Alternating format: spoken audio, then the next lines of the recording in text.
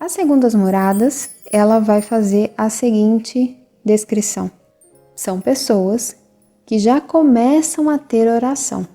Veja bem, na primeira morada, o problema é que a vida de oração ela está meio capenga ainda.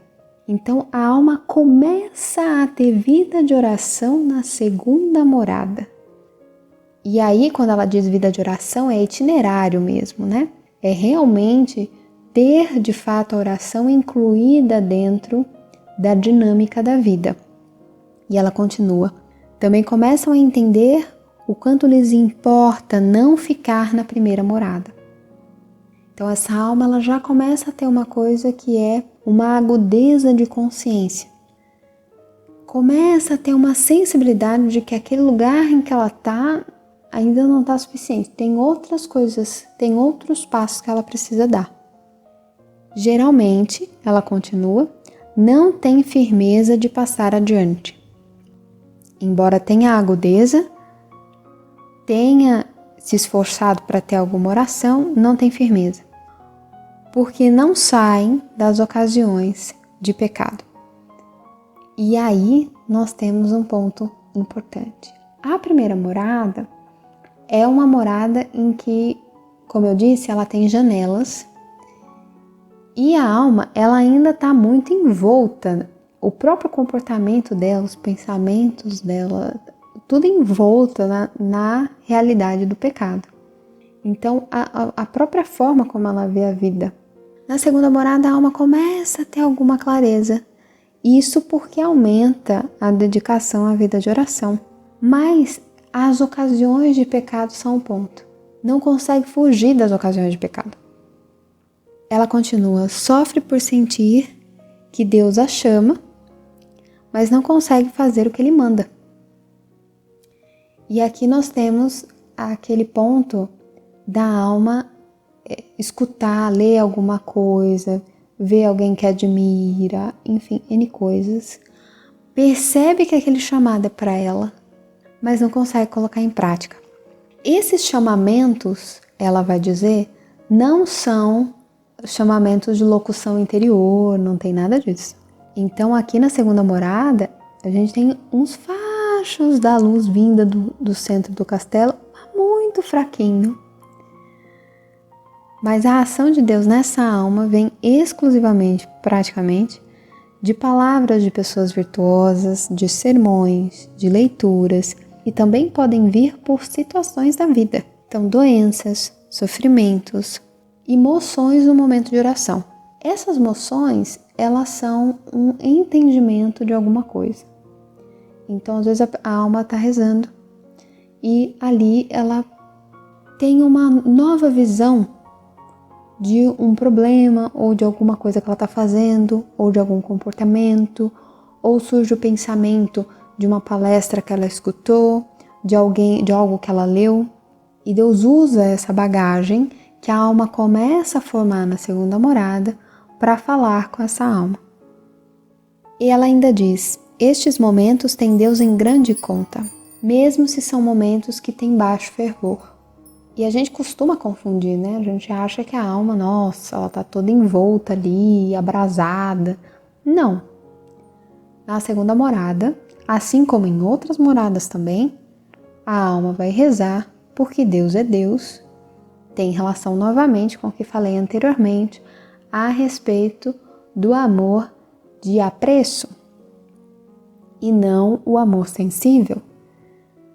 O amor de escolher a Deus porque Deus é Deus. Aqui na segunda morada acontece uma coisa fantástica, que é as potências da alma estão mais despertadas. A gente viu na primeira morada que Santa Teresa nos ensinou que não vem luz do centro do castelo e as potências da alma estão obscurecidas. As potências da alma, segundo São Tomás, como você já deve saber, são basicamente a inteligência e a vontade.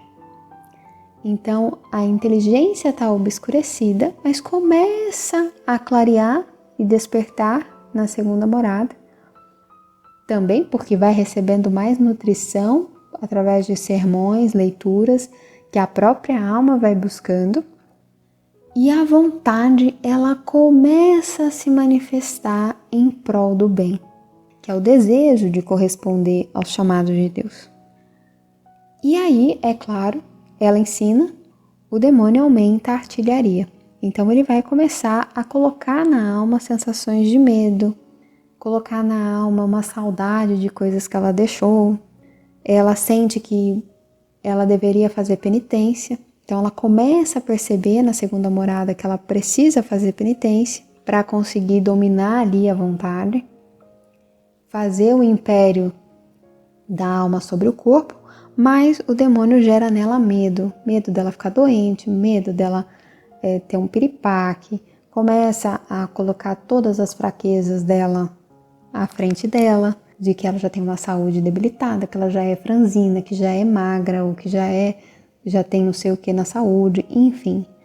N medos que fazem com que ela tenha medo de fazer penitência e não dê esse passo para fortificar a vontade e aí sim ter firmeza para seguir adiante.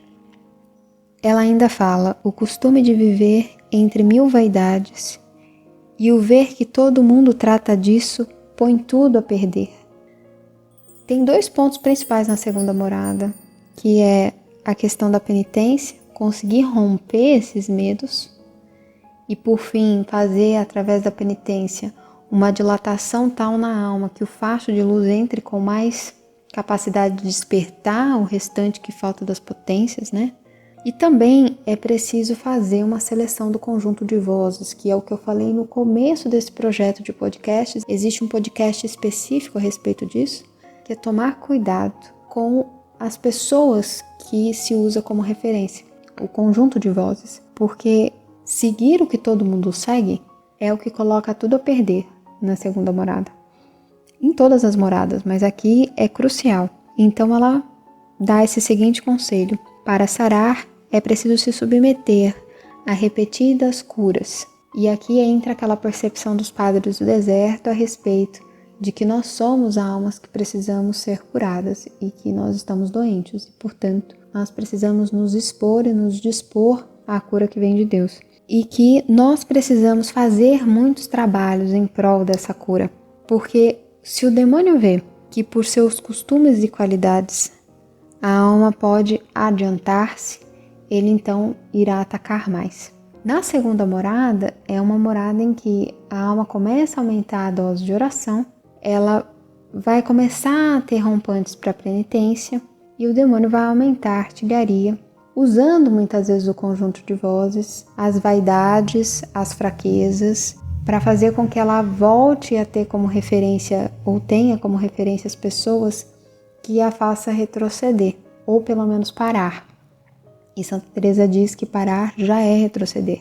Então o start da segunda morada é a penitência, romper com os medos de praticar mortificação e penitência e tomar muito cuidado com o conjunto de vozes. É aqui que ela faz uma orientação a respeito de se aproximar de pessoas que almejam a virtude. Então ela começa a falar que é grande coisa trabalhar com os que deveras servem a Deus e que nem vos passe pela cabeça receber consolos espirituais.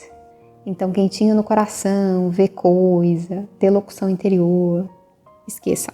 Não é hora de pensar sobre isso, né? As primeiras moradas, elas são moradas de organização, elas são moradas de reordenamento da alma.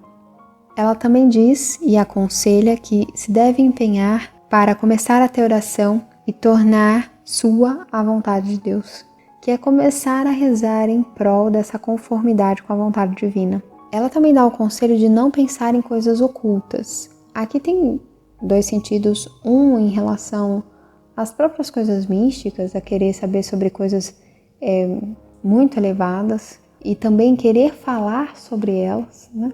De uma forma assim, como se Deus estivesse sempre dando revelações, sempre dando algum sinal estrondoso. Tem que tomar um pouco de cuidado com isso. E também quando ela fala assim que nós devemos fazer o que está em nossas mãos. Muitas vezes essa preocupação em conformarmos-nos com a vontade divina traz uma certa apreensão. Muitas vezes porque a alma tem medo da vontade de Deus e de discordar, né, da vontade de Deus. E segundo, porque quer saber, quer ter a clareza, quer ter ali o que Deus fale com clareza, qual que é a vontade dele. E muitas vezes ele não usa desse meio explícito.